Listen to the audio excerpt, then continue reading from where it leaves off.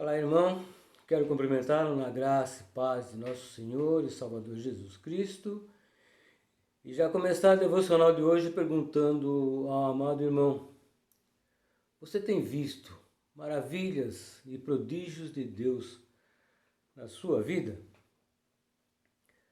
No versículo 26 do capítulo 5 do Evangelho de nosso Senhor Jesus Cristo está registrada a seguinte frase: hoje vimos prodígios. O autor desses registros, o médico Lucas, está narrando o episódio em que um paralítico é curado por Jesus na cidade de Cafarnaum. E a narrativa do que Jesus faz, como sempre, carrega o elemento da maravilha em si mesmo. Nesse texto que vai de Lucas, capítulo 5, de 17 a 26, vejam as coisas grandiosas, as maravilhas feitas naquele dia.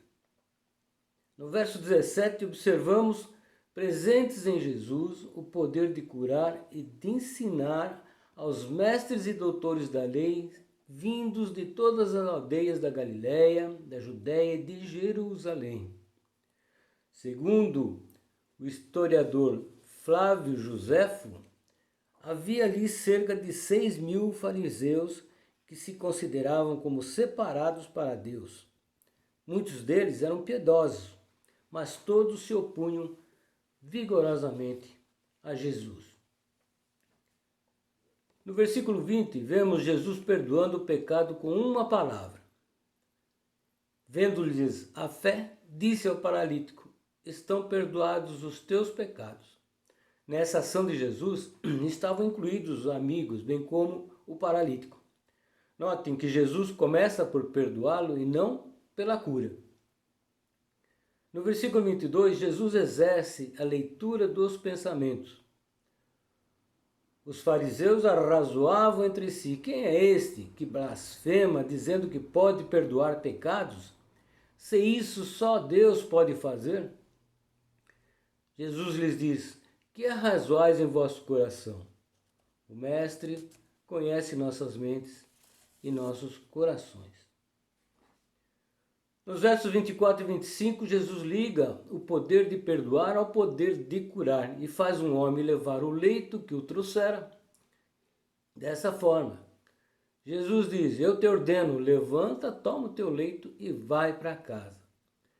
O paralítico logo se levantou, tomando o leito, voltou para casa, glorificando a Deus.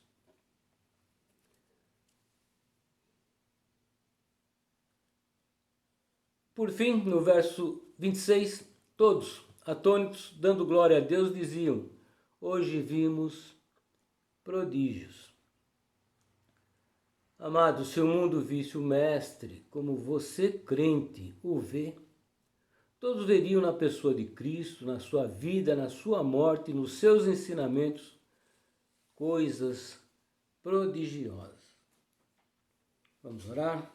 Senhor nosso Deus, eterno Pai, ajuda-nos que nessa mensagem nós exaltemos o Teu nome, apenas o Teu nome, que é o Senhor da glória, que é o Senhor dos prodígios.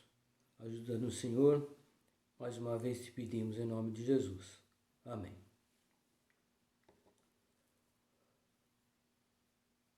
Amados, quais os prodígios e maravilhas de Deus você tem observado?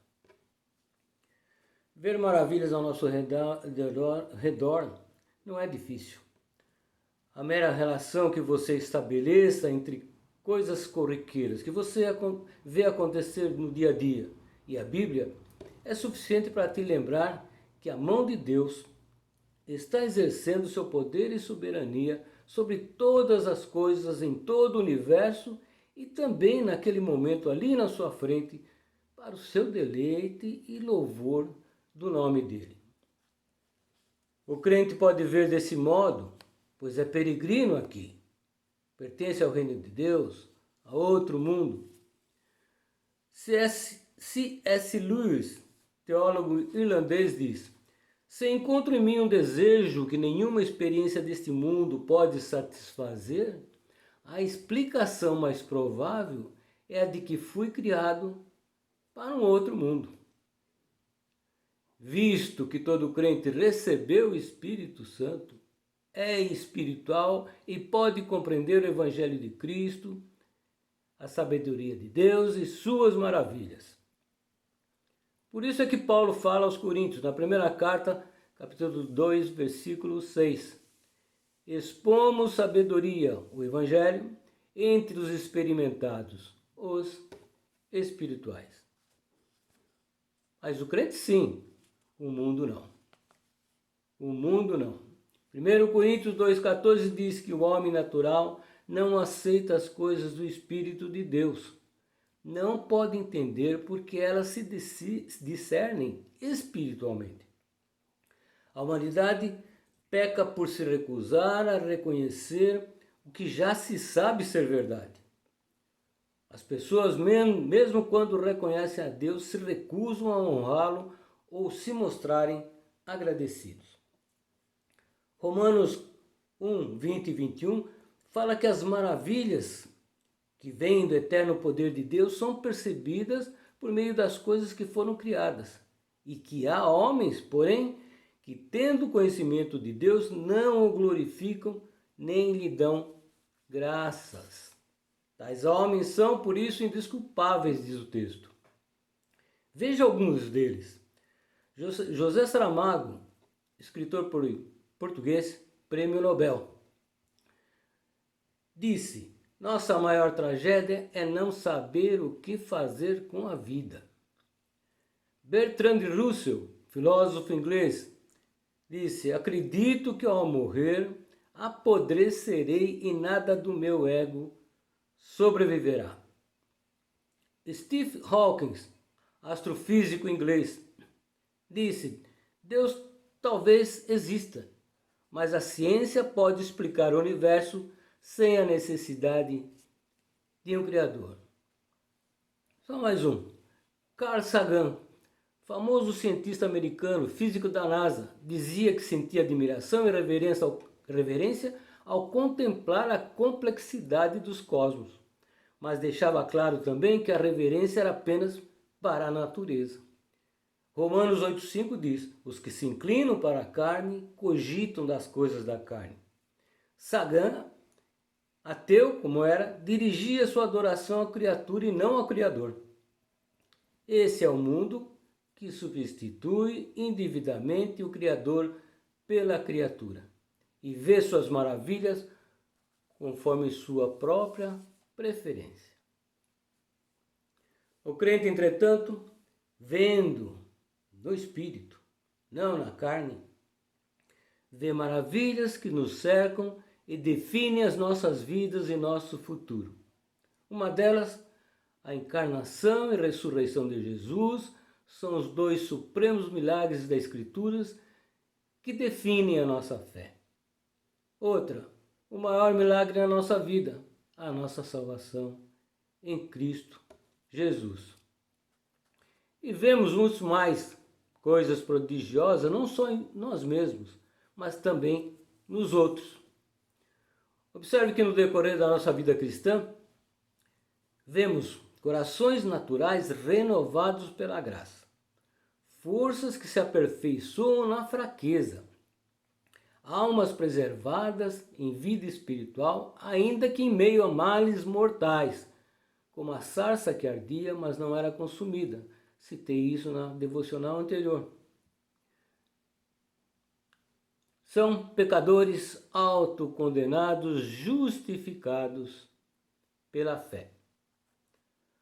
A respeito disso, John Piper faz comentário especial sobre um pastor anglicano do século XVIII.